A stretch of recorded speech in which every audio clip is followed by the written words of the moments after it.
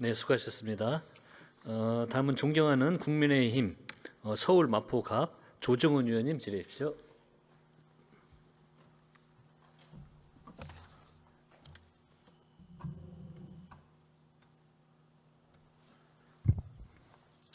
예, 국민의힘 서울 마포갑의 조정훈입니다. 기재부 장관님부터 시작해서 우리 국무위원 여러분 지난주부터 고생이 많으십니다. 부동산 정책에 대해서 좀 질의 이어가도록 하겠습니다. 우리 김윤덕 장관님. 네. 자리가 바꾸셨군요. 몇 가지 좀 여쭙겠습니다. 작은 거부터 제가 자료 요구를 했는데 좀 어이없는 답변을 받아서요. 네. 우리 주택 청약이라는 제도가 도입한 게 언제인지 아십니까? 1977년입니다. 그래서 77년부터 주택 청약 당첨자가 누적으로 얼마인지 우리 국민 중에 그거를 좀 알아보고 싶어서 자료 요구를 했고 세대별로 좀 요구를 했는데 답변이 모른답니다. 모른다예요. 그러니까 어떻게 되는지 설명을 들었더니 2020년에 지금 한국부동산원은 국토부 산하 기관이죠. 네. 네. 근데 그 전까지는 금융결제원에서 했대요. 금융결제원에서 한국부동산원으로 넘어오는 게 2020년이었는데 그때 자료를 안 준 거예요. 그래서 지금부터 통계는 2020년 이후밖에 없어요. 그래서 어이없는 일입니다. 제가 만약에 생애 최초 특공을 지원하잖아요. 제 주민번호하고 이름하고 어떻게 확인하냐면요. PDF 파일로 한대요. 문제 있죠? 예, 문제 있어 보입니다. PDF 파일로 조정훈, 구윤철, 김윤덕을 다 검사해서 만약에 미스하면 어떡할 겁니까? 전자화된 77년부터 원래 생애 최초 공급이란 건 한 번도 청약 당첨 안 돼 본 사람들에게 주어지는 혜택이잖아요. 네. 근데 그게 전산화가 안 돼 있다는 게 말이 되지 않지 않습니까? 이건 좀 시급하게 좀 조치를 취해 주시기 바랍니다. 장관님. 예. 적극 검토를 해보겠습니다. 두 번째 조금 심각해지는데 고발당하셨더라고요. 지난주에 그 천하람 의원하고 논쟁도 세게 하셨고 뭐 여러 가지를 하셨는데 저는 그 내용에 대해서는 이미 다 밝혀진 거고 입장차는 분명해 보입니다, 장관님. 이거 하나 가지만 좀 확인하고 싶습니다. 행정소송 하자고 하셨고 뭐 일부는 한 것 같은데 만약에 행정소송에서 국토부가 패소하면 아까 지난번에 얘기했던 그 몇몇 구 서울과 경기 지역의 그 여러 가지 규제는 푸실 생각이십니까? 일단 행정소송해서 결과가 나오면 네. 그때 이제 검토를 해야 되겠지만 네. 일단 행정소송에서 저희가 졌다고 하는 것은 15일 공표된 그 부동산 그 수치에 대해서 그 수치를 써야 된다 이렇게 결론이 나온 것으로 보이기 때문에 그렇죠. 법적 절차로는 그 지역에 대한 규제를 일부 해제하는 게 답이지 않을까 현재 드는 생각은 그렇게 생각하고 있고요. 저도 그게 맞다고 생각합니다. 예. 만약 저희가 진다면 당연하다고 생각합니다. 어제 금요일 날 마지막에 우리 장관님 발언 제가 인상 깊게 잘 들었습니다. 뭐 여러 가지로 풍선 효과 등등 문재인 정부 시절에 뼈저리게 부동산 정책 실패한 경험이 있었다. 그래서 굉장히 넓게 소위 마진을 잡았다라는 표현이시잖아요. 그렇죠? 그건 충분히 이해가 되는데 그 의지도 법적 규제 안에서 규정 안에서 할 수 있는 겁니다. 그렇죠? 그럼요. 초법적인 정책은 할 수 없는 거니까. 그럼요. 그래서 행정심판에서 소송에서 만약에 패소하시면 즉각 이거 풀어하셔야 됩니다. 네. 네, 감사합니다. 그리고 세 번째 마지막으로 우리 기재부 장관에게 질의드리기 전에 적지 않은 통계를 어떻게 보시는지 모르겠지만 적지 않은 국민들이 이번 규제와 함께 외국인 부동산 그 보유가 급격히 올라가고 있다라는 얘기가 온라인상에서 그리고 식사 자리에서 커피 자리에서 많이 논의되고 있습니다. 이건 알고 계시죠? 예, 그 논의가 되고 있는 건 잘 알고 있는데요. 통계를 보니까요. 외국인 보유율이 2020년에서 2024년 기준으로 5년 동안 78%가 증가했습니다. 한국 부동산이 꽤 인기네요. 외국 사람들한테도. 그러니까 뭐 그거야 그냥 그러려니 했다가 이번에 규제가 딱 되니까 약간 상대적으로 박탈감을 느끼시는 국민들이 있습니다. 자, 부동산 정책을 총괄하시는 주무부처인 장관님, 외국인 부동산 소유가 이렇게 가파르게 올라간 거에 대해서 걱정이 되십니까? 아니면 별 문제 아니라고 생각하십니까? 원님, 그 좀 팩트 확인을 좀 하면요. 네. 외국인 투자 문제에 대해서는 이미 그 지난달에 외국인 투자 토지거래 허가 구역을 묶으면서 사실상 크게 외국인들이 주택을 매입하는 것이 줄어들었다고 저는 보고 있고요. 예, 그래서 아니 큰 틀에서 네. 우리 당연히 국가의 외국인들이 토지와 부동산 정책을 운영할 때 그 우리 주권의 우리 자산의 핵심 중에 핵심인 토지 부동산이 외국인 소유가 지금 계속 올라가고 있지 않습니까? 지금은 0.몇 %라고는 하지만 특히 이제 중국 주택 소유 중에 중국인 소유가 56%라고 통계 나왔더라고요. 굉장히 특정 국가와 특정 지역에 외국인이 집중해서 매매하는 거에 대해서는 많은 유럽 국가에서도 제한을 하고 있습니다, 장관님. 예, 이민은 전체적으로 받지만 특정 지역에 외국인이 집중 거주하고 특정 지역의 부동산을 외국인이 집중 보유하는 거에 대해서는 주권 차원에서 네.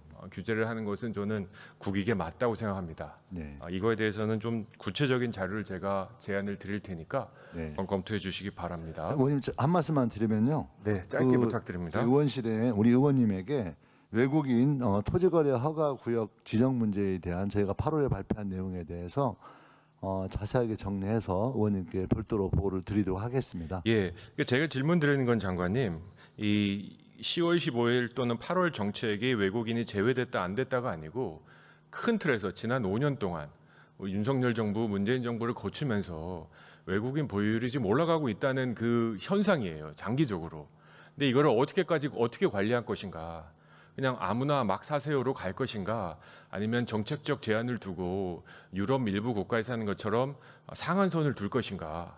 국적별 상한, 지역별 상한, 부동산별 상한을 두는 것도 저는 검토해 볼 수 있다고 생각합니다. 인구도 저는 외국인 이민에 대해서는 여러 가지 이유가 있다고 생각합니다만 특정 지역에 집중해서 인구가 한 20% 이상이 되는 지역이 많이 생기는 건 여러 가지로 통합 정책에서 문제가 있듯이 부동산도 당연히 그렇습니다. 예, 그렇죠. 예. 그거에 대한 좀 중장기적인 정책을 좀 마련하셔야 된다고 저는 생각합니다. 예. 예, 부탁드리겠습니다. 네. 우리 기재부 장관님, 네. 그 발표하신 주택시장 안정화 정책 얘기를 좀 더 해보겠습니다. 네네.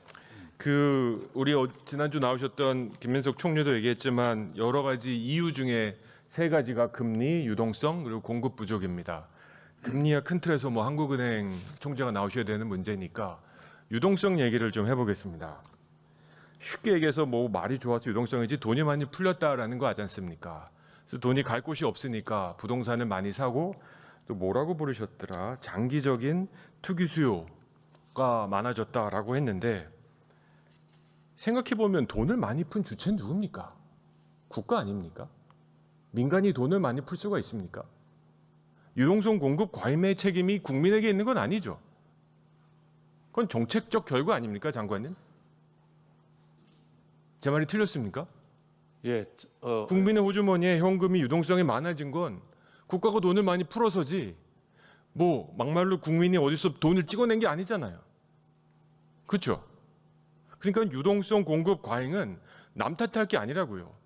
이게 뭐 윤석열 정부든 이재명 정부든 문재인 정부든 누적되어 와서 지금 소위 M2 그러니까 광의 통화량이 지금 굉장히 많이 늘어난 거지 않습니까? 자, 이거를 줄여야 되는데 부동산 정책의 유동성이 너무 많은 건 유리하지 않죠. 굉장한 가격 상승 압박 요인으로 작용하죠. 예, 아니, 그렇게 쓰신 겁니다, 여기다가. 맞죠? 근데 지금 이제 예산으로 돌아보면 이번 예산 계속 팽창 예산으로 일관하고 계십니다. 그래서 한번 제가 비교해 봤어요. 그 뭐 너무 잘 아시겠지만 DSR이 뭡니까? 장관님. DSR. 우리 모든 부동산 하시는 분이 다 알고 있는 DSR이 뭡니까? DSR 좀 이게 뭐냐고요? 예, 어차피 이제 그런 부분은 다 저희들이 아니, 부동산의 DSR이 뭐냐고요? 데툴레이션, 그래서 DSR 40%란 게 무슨 뜻입니까? 자기들 그 능력에 맞지 않게 이렇게 대세를 너무 많이 내지 않도록 하는 그런 부분입니다. 그렇죠? 그러니까는 담보에 비해서 40% 넘게 부채 내면 안 된다. 그리고 장관님께서 자기 능력에 맞지 않게라고 하셨습니다. 저는 그거 굉장히 적절한 표현이라고 생각해요. 자, 이 DSR을 국가에 적용하면 지금 몇 %입니까? 한번 보십시오. 예, 지금 38.6%입니다. 2024년은 40% 찍었습니다. 자, 문재인 정부, 이재명 정부에서 발표한 중기재정 계획에 의하면 임기 중에 516조를 추가 대출할 예정으로 이해했습니다. 그렇게 되면 DSR이 40, 45, 물론 이제 모수를 계산해 봐야 되겠지만 45, 50 막 이렇게까지 갈 수도 있습니다. 이거 이율배반적 아닙니까? 우리 국민들한테는 자기 능력을 넘어서 DSR 40%로 가다 두시고 국가는 이렇게 마음껏 DSR 자기 조정해도 되는 겁니까? 왜 국가는 지불 능력이 있어서? 예, 의원님 좀 설명을. 이게 짧게 설명해 주십시오. 네. 이제 국가가 이렇게 하는 재정을 좀 늘리는 부분은요. 지금 대전환기입니다. 지금 시대 AI 대전환기, 그다음에 초혁신 경제로 대전환해야 되는데 지금 시점이 만약에 저런 식으로 해서 재정을 이렇게 국가가 필요한 부분에 투입을 하지 않는다면 진짜 한국은 이 레이스에서 낙오될 가능성이 굉장히 많. 자, 100번 양보해서 그걸 인정해 드릴게요, 장관님. 네. 그러면 개인도 네. 진짜 사고 싶은 집이 저기 하나 있어서 조금 더 빚 내서 DSR 50, DSR 60 받아서 집 사놓고 그 다음에 진짜 다른 일에 집중하겠다고 하면 그건 안 되는 겁니까? 이율배반적인 거예요. 국가 입장에선 지금 대전환기라 다 해야 되고 게다가 민생 쿠폰, 소비 전환 쿠폰, 기본소득도 다 줘야 된다고 주장하시면서 마음대로 하면서 개인의 입장에선 국가는 국가지만 개인의 입장에선 가정의 입장에선요. 지금 한 집을 사느냐 마느냐는 인생에서 어쩌면 가장 중요한 결정이잖아요. 장관님도 하셨고 여기 있는 분들 많이 하셨잖아요. 그렇게. 근데 DSR 40%를 딱 맞고 국가는 해도 되고 개인은 안 되는 이건 이율배반적이에요. 솔직히 말하면요. 국가와 개인을 비교하는 것보단 좀 노골적인 얘기할게요, 장관님. 이걸 보고 왜 청년들과 무주택자들이 이렇게 거칠게 비판하고 이렇게 항의하실까 제가 생각해 봤어요. 그거는 장관님과 우리 모두가 성 안 사람들이기 때문에 그래요. 그분들은 성 밖에서 성 안으로 들어오고 싶은 거예요. 장관님처럼 강남에 아파트 하나 갖고 싶은 거예요. 근데 여러 가지 장치를 하나씩 촘촘히 해서 성 밖의 사람들이 성 안으로 들어올 기회를 지금 막고 계신 거예요. 제가 통계 한번 내봤어요. 저희 민주당 의원님들, 우리 국민의힘 의원님도 실은 다 대부분 성 안 사람들이에요. 자가 보유율이 지금 얼마입니까? 우리나라에. 장관님. 자가 보유율 아십니까? 전국적으로? 예, 한 자가 보율이 한 6대 4 정도가. 그래 60% 됩니다. 국회의원 290명 다 따져봤더니 80% 넘어요. 여기 계신 국무위원님들 자가 한 채 없는 사람 손들어 보세요. 나는 무주택자다 평생. 없죠? 100% 보유하고 계십니다. 다 여러분들은 성안 사람이에요. 저도 그렇고요. 성박 사람은 우리가 이해를 못하는 거예요. 어떻게든 빚을 조금 내서 대출을 조금이라도 받아서 성안 사람 되려고 하는 그 마음을 우리가 이해를 못한 거예요. 특히 청년들. 아무리 이래봤자 미친 듯이 뛰어오르는. 제가 지난주에 김민석 총리한테 DSR을 70에서 40으로 낮추면 3억이 더 돼서 그게 10년치 10년 동안 기다리게 만든 거다 그랬더니 청년이 저한테 댓글을 달기로 집값은 가만히 있답니까? 10년 동안. 10년 동안 집이 올라가면 그 친구에게는, 그 부부에게는 집을 살 수 있는 기회를 평생 놓치는 기회가 될 수도 있는 거예요. 저는 여러분, 우리 좀 솔직해야 된다고 생각해요. 계속. 성 밖에 있어서 지금 노동소득으로, 근로소득으로 좋죠. 정직하게 벌어서 살자. 근데 자본주의 시장 경제에서 일정한 자본소득 없이 중산층 이상으로 갈 수 있다고 보십니까? 우리 국세청장님 계신데 한번 고민해 봅시다. 지금 10대 대기업, 100대 대기업 대체 대조표 한번 보십시오. 영업수익이 많은지 토지로 사서 땅값 올라가가지고 얻은 자본 수익이 많은지 훨씬 후자가 많아요. 강남에 본사 하나 세우면 그 회사 망하지 않는 이 현실, 모두 다 부동산으로 자기 인생 마지막을 보장받고 싶은 이 마음을 너무 우리 부동산 정책은 무시했다 생각해요. 저는 진짜로 규제를 그리고 부동산 버블을 염려했었으면 장관님 DSR은 푸셔야 돼요. LTV로 가는 게 맞아요. DSR 좋은 담보 있다는데 정말 탄탄한 담보가 있는데 이 담보의 대출 비율을 왜 국가가 정합니까? 그건 금융기관들이 각자 정하면 되는 거 아니에요. 신한은행에서 얼마까지 해줄지 국민은행에서 얼마까지 줄지 그건 은행에 맡기면 되는 거지. 왜 국가가 이걸 40%로 제한을 둡니까? LTV는 좀 다른 얘기예요. 왜냐하면 지불 능력이잖아요, 개인의. 그래서 개인의 지불 능력을 너무 해소하면 개인 파산의 위험이 있다. 그건 저는 100번 양보해서 국가가 어느 정도 위치가 있고 역할이 있다고 생각해요.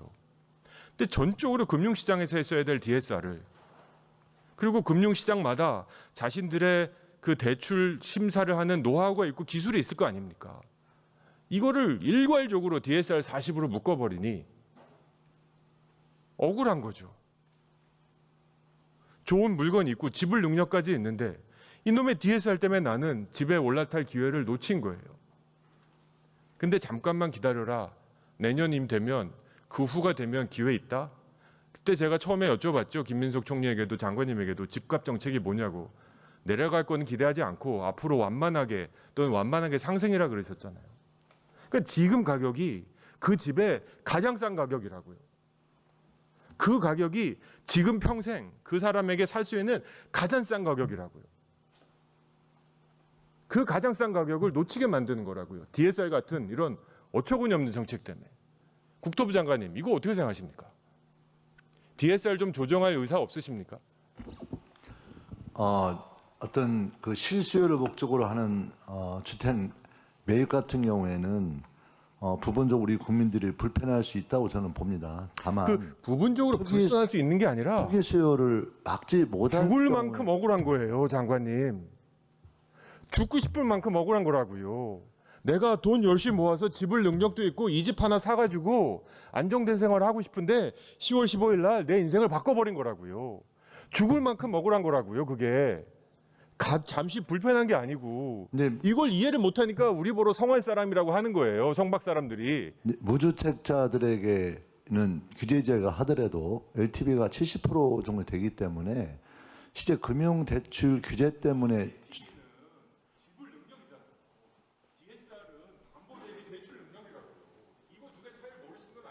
네.